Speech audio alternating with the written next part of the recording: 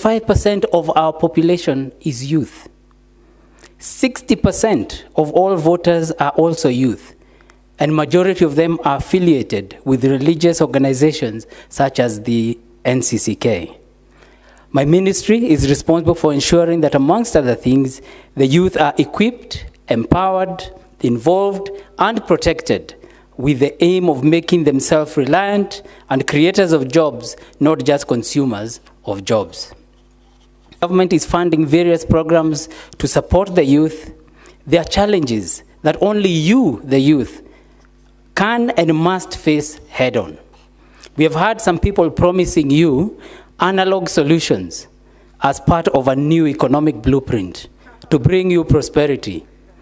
I am a student of economics, and I do not see how the successful economic uplifting of our people can be carried on with outdated solutions.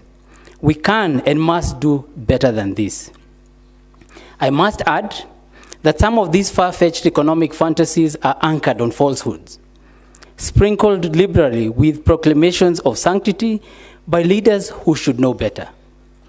I can only pose, where has the church been when some of these falsehoods are being perpetrated, sometimes from the pulpit, by these misleaders? This has already been said earlier by the young people here. And for us to have a wholesome youth, for a wholesome society, society must endeavor to tell the truth, even when it hurts, because the truth shall set us free. However, a scarcity of truth in our society in general, and I dare add some of our churches as well. The church should be the pillar of truth, the beacon of light that should shine on these dark falsehoods by false prophets. To a large extent, some churches have not lived up to this expectation. The main problem, as I see it, is that these churches have been silenced by, say, massive donations from politicians who have been gifted with the pulpit to preach the gospel, sometimes of division, and to nudge citizens towards a class war. These Bible-waving politicians have especially targeted the youth because they think wrongly that the youth are gullible and easy to manipulate. Do not be led down the garden path. Do not be lied to. You must expose these peddlers for who they are, snake oil salesmen who will go to any extent to gain political power.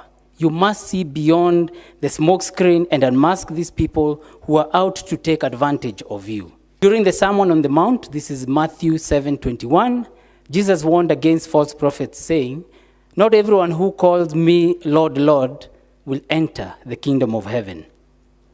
And similarly, in our society, remember that not everyone who proclaims their religion by shouting from the mountaintops, "Bwana asifiwe," and hallelujahs at every opportunity means well. For some, their actions betray them. It should be for some of these politicians, they should not just proclaim their religious bent, but they should live it through pious actions and deeds, if indeed they are God-fearing people who care for this country.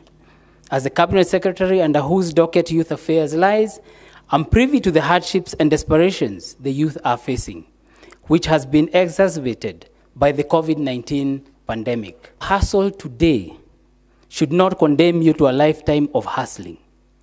Heed the advice of Proverbs 18:21 that says, "Death and life are in the power of the tongue, and those who love it will eat its fruit."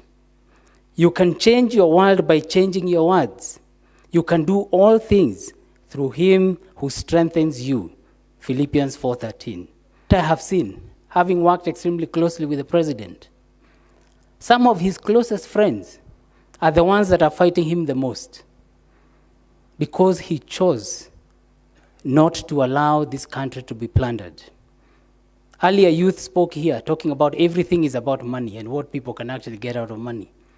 And so when you stop people from doing some of these things, they become your worst critics. And they want to fight you and they want to stop you from the direction that you're going.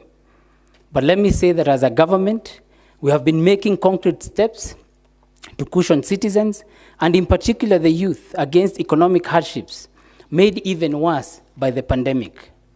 We were planning to ameliorate some of these hardships by pledging to shift more resources mashinani through the BBI initiative, But it wasn't to be.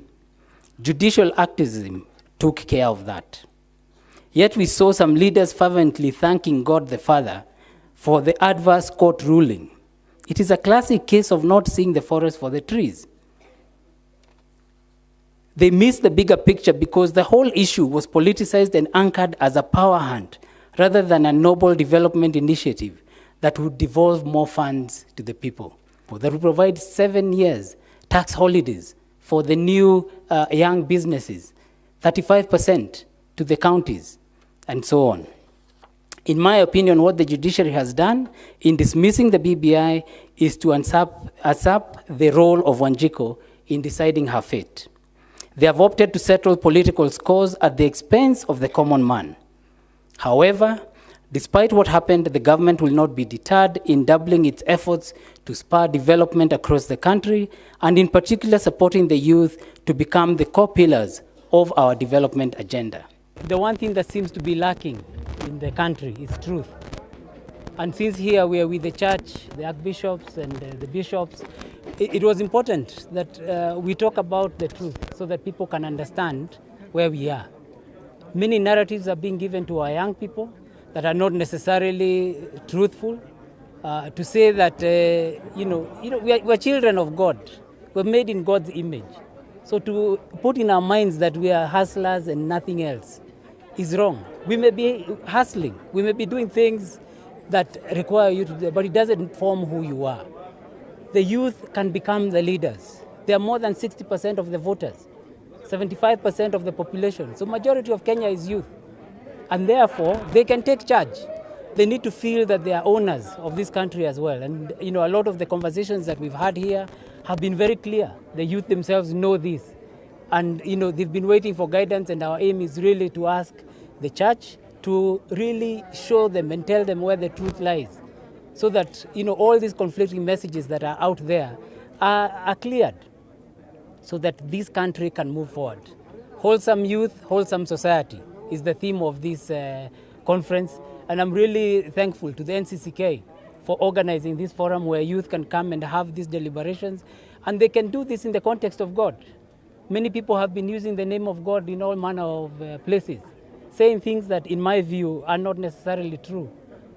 To thank God the Father that we did not have money to the counties cannot possibly be correct. Why would God not want us to have money in the counties? Why would God not want us to have, in terms of youth getting the 7-year tax holiday? Why would God not want us to have the youth commission so that the youth can take more control, more charge of their lives? I don't believe that these are things that we should just be accepting. And that's why I'm calling on the church, the bishops, archbishops, really tell Kenyans the truth. When it is said out there, you must. Otherwise, we'll continue to go around and be lost. Let me not say more than that. Time that we focus on the things that are important and that truth must be told. Asanteni. I don't speak for other cabinet secretaries. Right now, I have been engaging with youth. And every day, we have conversations. They are suffering, but they are being cheated every day by people. By your boss? By people. And they are being cheated. And really, it's not fair. So that's why I'm actually angry. And I'm saying, Kiumane, people must know the truth. And this thing of using God, God is the one who has said this, God, wapi, where? We are here at a church place. So I feel protected by God because what I'm saying is the truth. Yeah? So anyway, I hope I'm answering you. So your boss has been lying to people? Now you went to school like I did, so you can infer what you want to infer from there. If he's the one lying to people, then I have many bosses, so I don't know which one you're talking about. Huh? And number one is God. So God has never lied to any of us. So, yeah. In Court of Appeal president, he was elected to that position by IEBC, which they now say that IEBC is illegal, was not constituted. What does that then mean for that Court of Appeal? Are they constituted or not? Because if they are saying that IEBC was not set up properly, then it means they are saying everything IEBC did from the time the others resigned is not valid. In which case, this is just activism. They should look at the country. I'm saying they should give us answers, not to just say no to things and you're not saying no, but go this direction. They are also parents. They are also Kenyans. They also have livelihoods. So they should care for this country. It is not that the country is for everyone else except them. And this is why I'm saying that it's activism. I don't see. So are they saying even their ruling is off? Because they ruled that IEBC was off.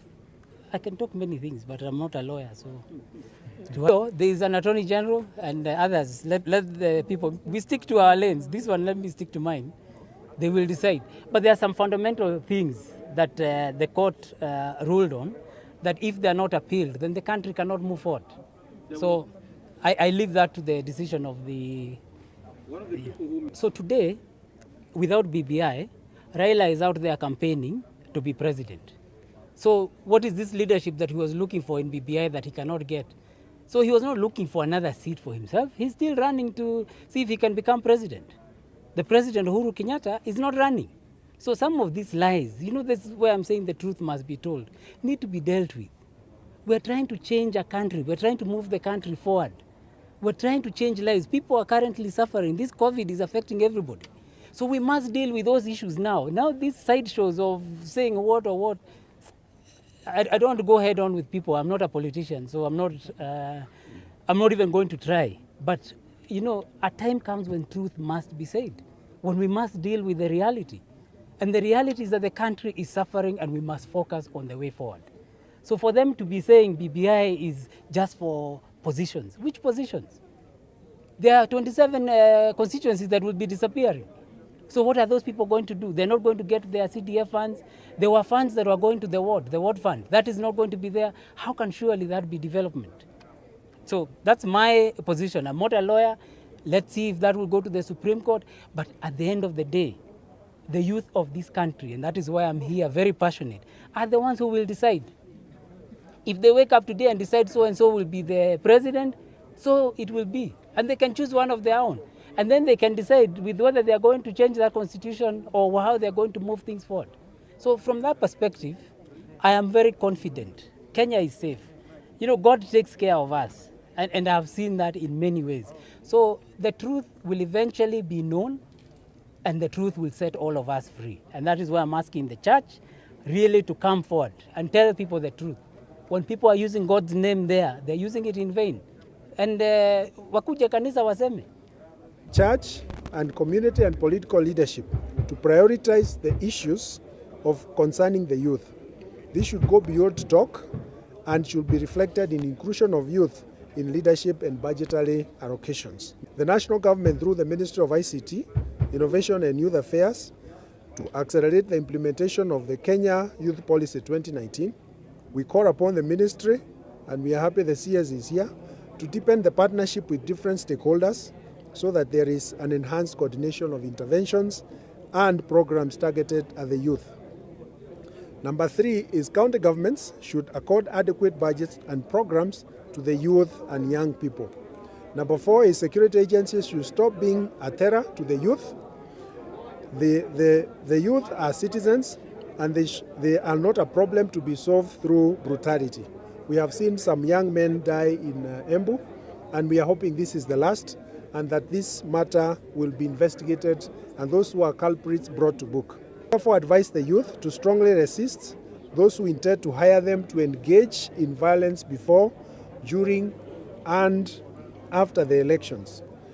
Remember, those who use you to engage in violence will dump you once the agenda is realized, and you'll be left with no benefit.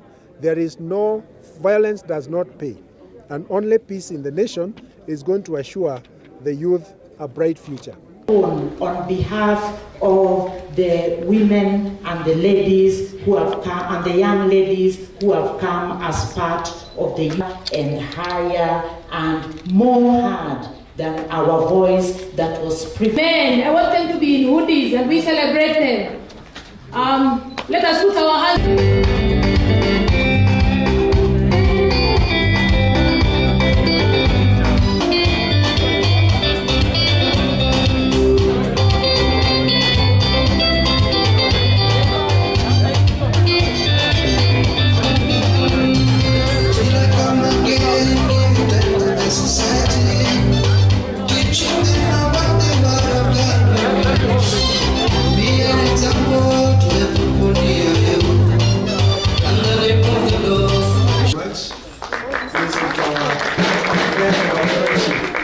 Odinga.